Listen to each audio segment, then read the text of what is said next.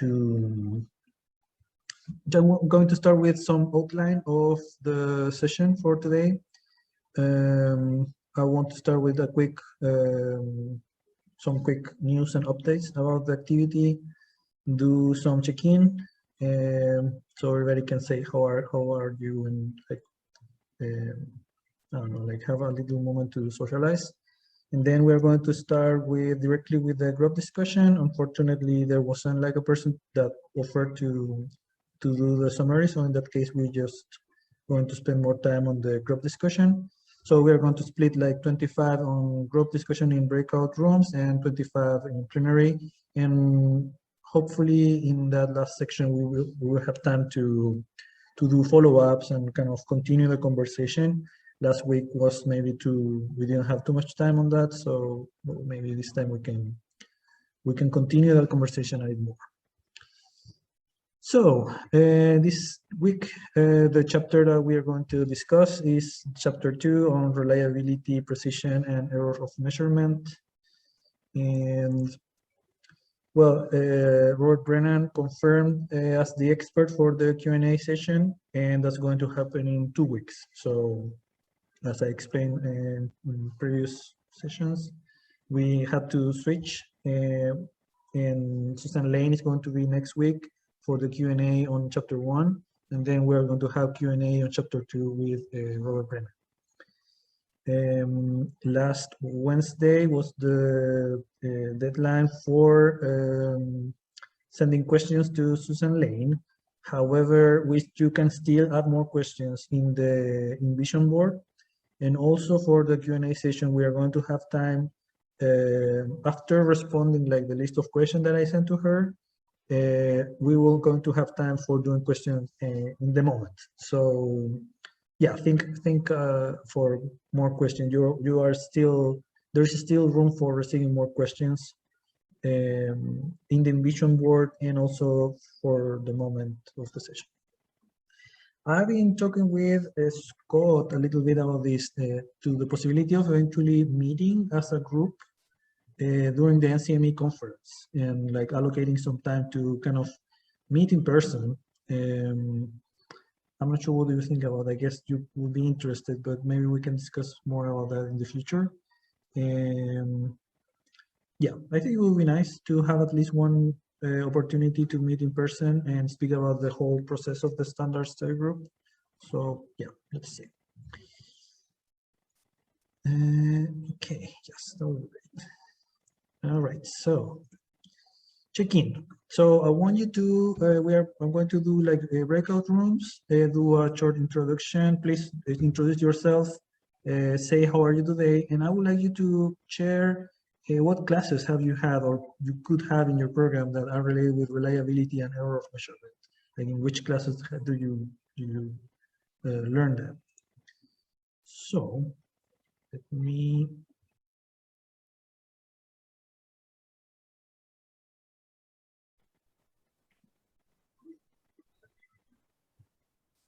All right, so I think we have everybody back. So we are going to do now the group discussion. So we're going to just go ahead. So we are going to have 25 minutes. And again, please be mindful of the time when you are speaking in the groups. And please define a secretary to kind of write the notes in the Envision. I have a question for you. So how do you feel with the use of the Envision board? Are you liking it or no? This is too complicated. Can you speak a little bit about that? I like it. I think it's easy to use. Okay. Somebody else? I thought it was good. I like the activity of writing questions and then like liking them. I couldn't figure out the like button. I got to figure that out, but it was easy enough to like put check marks next to things. You know? I saw some Syllables. Yes. Syllables. Syllables. Okay. All right. So yeah, we are going to continue using the Envision boards, and so please, as the same as in the previous session, for each group, write a sticky note in the zone. And give me 1 second. Let me And sorry, and one last thing, if you want to do the discussion in Spanish, you can leave your room and come back to the main room and we can have the discussion with me in Spanish. So if you want to do that, please take opportunity of that. And give me 1 second to share the link of the vision board to put that in the chat. Okay. So we have 15. So I'm going to do 4 groups this time. And okay. All right. So I just sent the invite for you to join. In 25 minutes.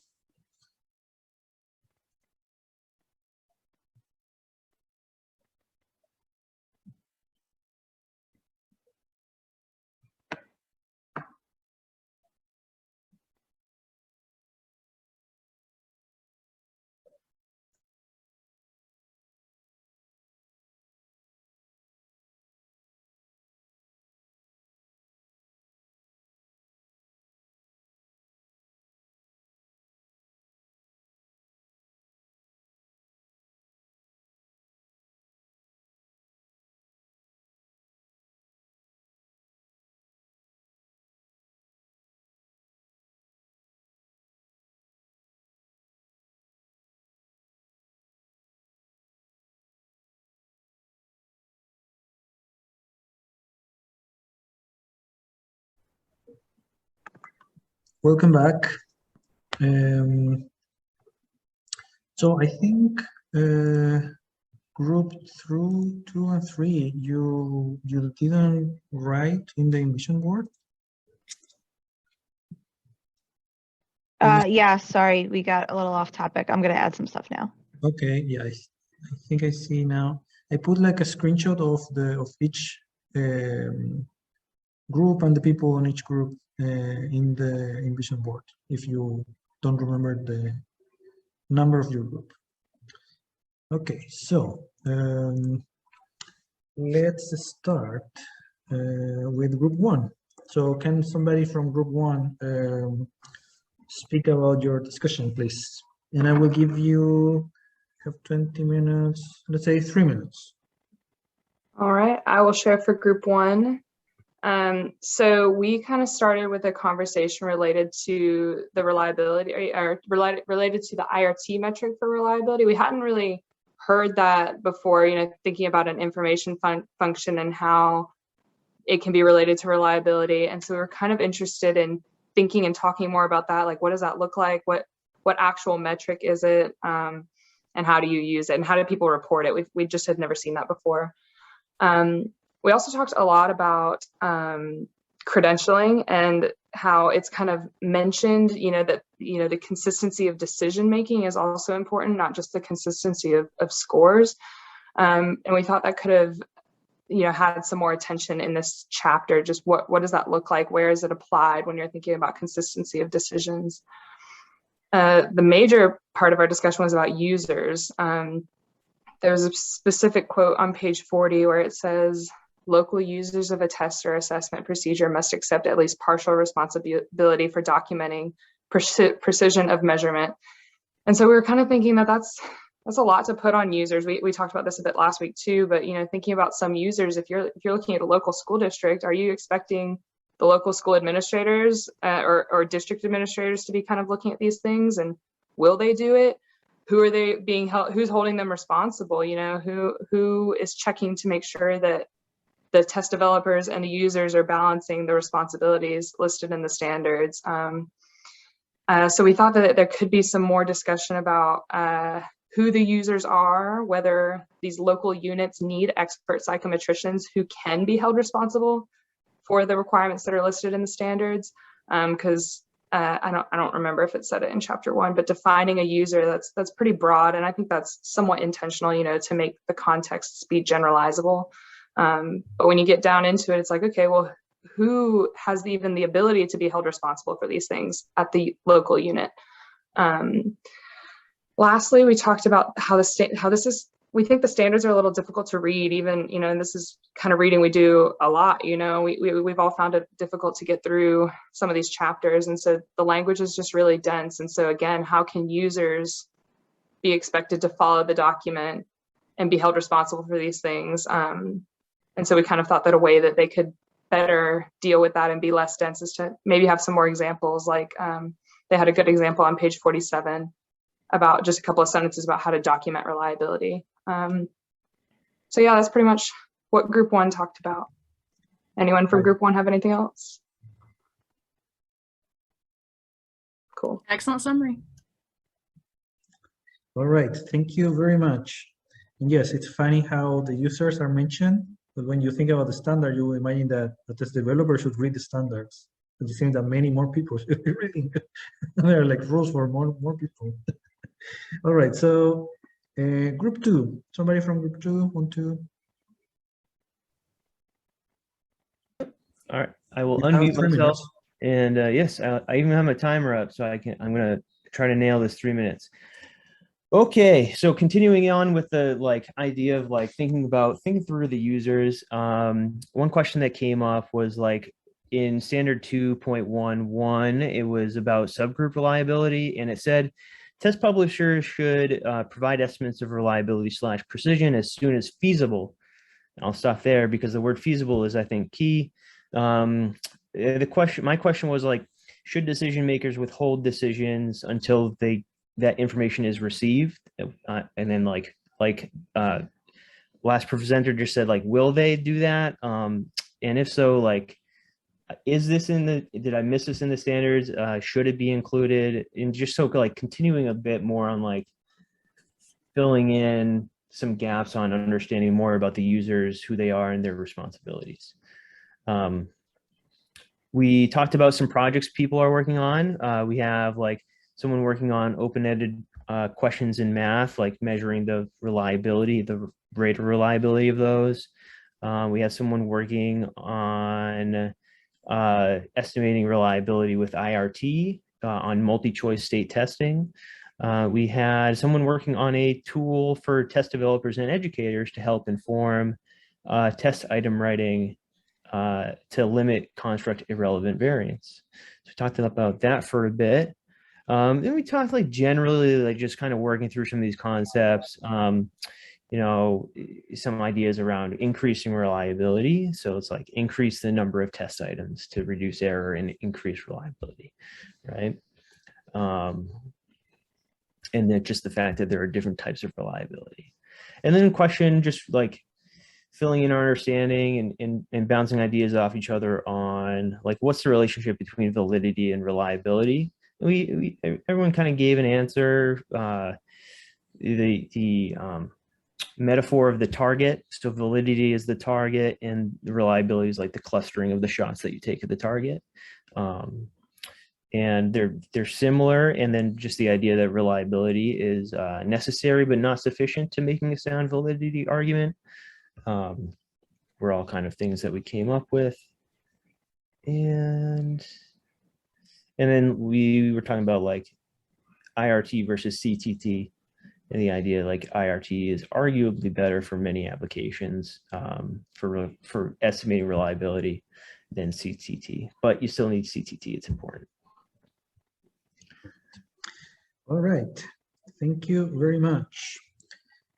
Somebody from group 3 would like to jump in. I can do it. So we got a little bit off topic, I would say, but I can talk about some of the things we talked about. One of them was potentially adding an appendix with equations for popular or recommended reliability coefficients. Probably not necessarily appropriate for in-text, but you know, we talked about how coefficient alpha tends to be the one that's like most often reported, and it might be helpful if the standards, you know, kind of listed a bunch of other ones that might be more appropriate or important in other situations, because it does mention, you know, there's not one that's appropriate everywhere, but we definitely find alpha overreported. And so it might be helpful if that was point out in some capacity, obviously not, just criticizing alpha, but just basically saying these are all the things that you could do in a brief appendix at the end might be helpful. And then some other things that I don't want to speak for the rest of the group. So some of the things that I had just been wondering about is, should the guidelines be different at all for psychological assessments, like some of the concerns with psychological assessments in terms of, there might not be as much opportunity for like maybe like a lot of items, some of the scales are a lot shorter that psychologists tend to use, because people don't pay attention or aren't motivated to pay attention in the same way. And then just the last thing is just who is the intended audience for the standards? Is it test users, test creators, is it test takers? And then I don't think the standards can be written for everyone. So, that in such a way that everyone is able to understand it. So maybe be kind of clear about who the audience is and speak to that audience. I don't know if anyone else wants to say anything. Anybody else from group 3? You have a little bit of time. I'll say one thing that I thought of so I work in a lot of credentialing, and there is a whole credentialing chapter later, right, in the standards. So maybe you would go more into the reliability and decision consistency pieces in there. I'm not sure. That's what I'm thinking with that. Yeah. All right. Thank you very much, group 3. Somebody from group 4, please. I can go ahead and give an overview of what we were talking about. I think we hit upon some of the same themes as some of the other groups. So we were also kind of wondering who's the intended audience. Can we expect teachers or principals to understand the standards? Or we also kind of talked about how can we communicate reliability to a broader audience so that it sounds relevant and is easy to understand for people without the similar backgrounds. Let's see, what else did we bring up? There were some questions about where other factors fit in that didn't seem to be considered in reliability, such as score indeterminacy. So that was one question that came up. I had a question about intra-rater reliability versus inter-rater reliability. So I've worked in language testing, so I've kind of wondered how consistent people are with their own scoring. But in things I've read, I've heard more about inter-rater reliability. So I've kind of wondered how much emphasis is or should be put on intra-rater reliability. Am I missing anything from any other my group members? Yeah, right before we got called back to the main room, we were talking about the different coefficients that you could use, how everyone uses Cronbach's alpha, although lots of people say that it shouldn't be used in most cases, and like omega isn't used as often.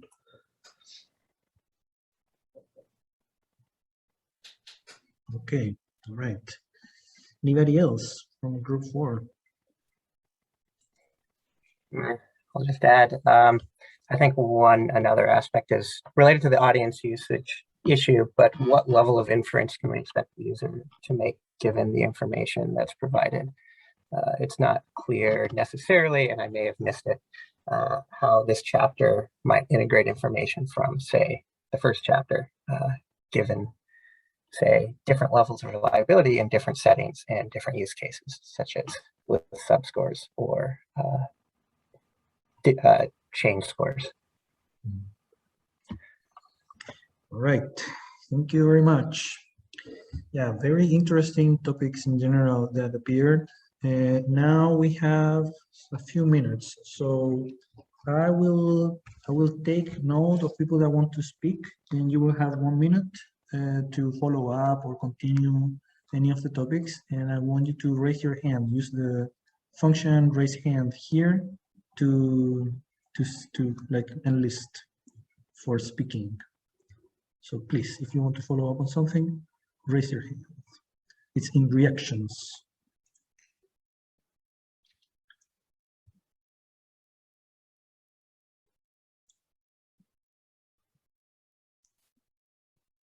Nobody wants to speak. Okay. Right.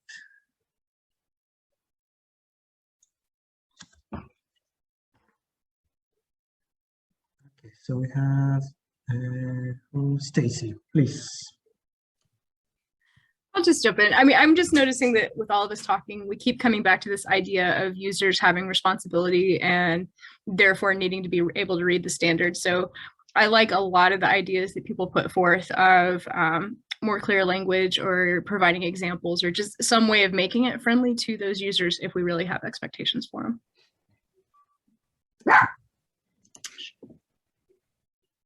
Yeah, actually, sometimes when you simplify or you give examples, you go more deeper into the argument that you are making, like the rhetorical part of the argument, if you want, in the standards. That shouldn't be like, that's something always important anytime you are making the case for something. So yeah, that thing is very important. Somebody else wants to share something? Maybe raise the hand, it's going to be too formal, so just jump in.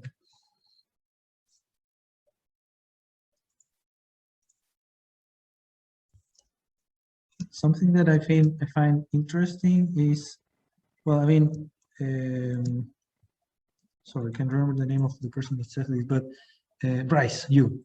I mean, the standard are not saying anything about the specific definition of reliability, and it's not saying if we should or we should not use, or in which context we should use.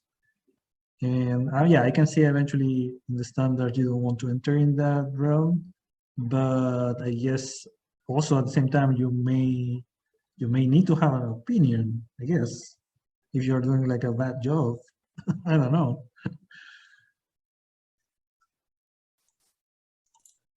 Yeah, like some sort of like guidelines for some more practical use of reliability would be nice.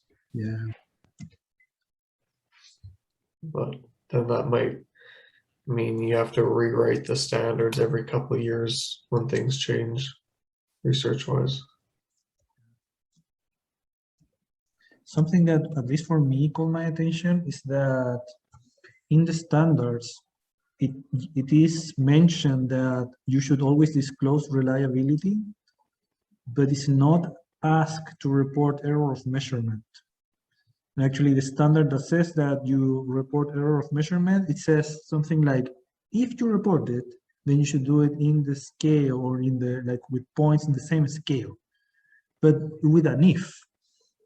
And I find that kind of weird, because reliability, yeah, might relate with error of measurement. The error of measurement is the actual thing that matters the most, and that's not the thing that is like being asked to report.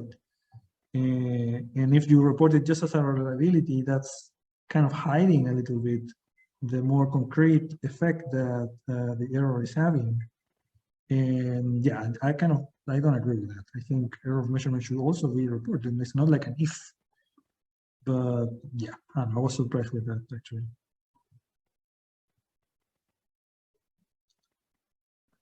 I feel like that would be more useful for users too, if the goal is to, I mean, if in working with educators, sometimes everyone has different level of understanding, but it can really be boiled down to like, teacher sees a score, that's the score, and that's it. There's no range of, there's no error. Don't bother me with error. This is the score. This is it. So I think I agree that would be important to have written in the standards as like part and parcel with reporting reliability. Yeah, actually, I was surprised that it wasn't like mandated. I thought it was mandated, but then when I read the standard, I think maybe I misunderstood. but my understanding was that like the error of measurement was part of the standards. And then when I read that part, the standards, actually it says if you do it, but it's not like forcing it. So yeah. Somebody else want to comment something? No?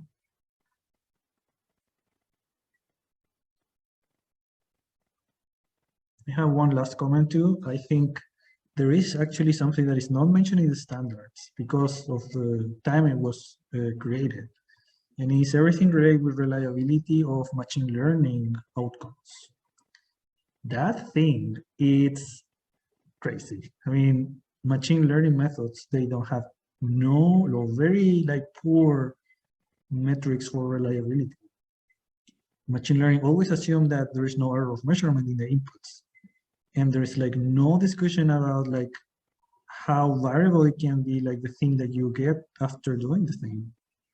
And now we are using more and more machine learning. So I hopefully in the new version there needs to be some discussion about like how do you calculate the reliability in those methods.